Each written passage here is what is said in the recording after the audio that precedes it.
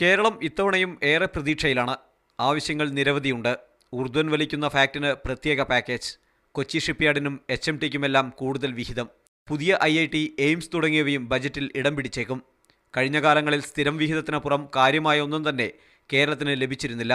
എന്നാൽ ഇത്തവണ ചിത്രം മാറുമെന്നാണ് സാമ്പത്തിക വിദഗ്ധരുടെ പ്രതീക്ഷ. റെയിൽവേയുടെ കാര്യത്തിൽ അതിൻ്റെ ലോവസ്റ്റ് പോയിന്റ് നമ്മൾ എത്തി നിൽക്കുകയാണ്, അവഗണനയുടെ. അപ്പം റെയിൽവേയുടെ കാര്യത്തിലാണെങ്കിലും അതുപോലെ തന്നെ കേന്ദ്ര പൊതുമേഖലാ സ്ഥാപനങ്ങളുടെ കാര്യത്തിൽ ഇപ്പോൾ FSCT അടക്കമുള്ള സ്ഥാപനങ്ങളോട്, മറ്റ് സ്ഥാപനങ്ങളോട് ഇനിയും ഏറെ അവഗണന പറ്റാത്ത നെല്ലിപ്പലക എത്തി നിൽക്കുന്നു എന്നുള്ളത് കൊണ്ട് എന്തെങ്കിലും പോസിറ്റീവായിട്ടേ വരാൻ സാധ്യതയുള്ളൂ. കൊച്ചി മെട്രോയും ബജറ്റിൽ വിഹിതം പ്രതീക്ഷിക്കുന്നുണ്ട്. ഇതിനു പുറമെ കേരളത്തിലെ കാർഷിക മേഖലയും പരമ്പരാഗത വ്യവസായങ്ങളും അരുൺ ജെയ്റ്റ്ലിയുടെ പ്രഥമ ബജറ്റിൽ പ്രതീക്ഷയർപ്പിക്കുന്നു. സ്റ്റാർട്ടപ്പ് വില്ലേജുകൾ ഉൾപ്പെടെയുള്ള സംരംഭക പദ്ധതികളെ സഹായിക്കുന്ന പദ്ധതികളും ബജറ്റിൽ ഉണ്ടായേക്കാം.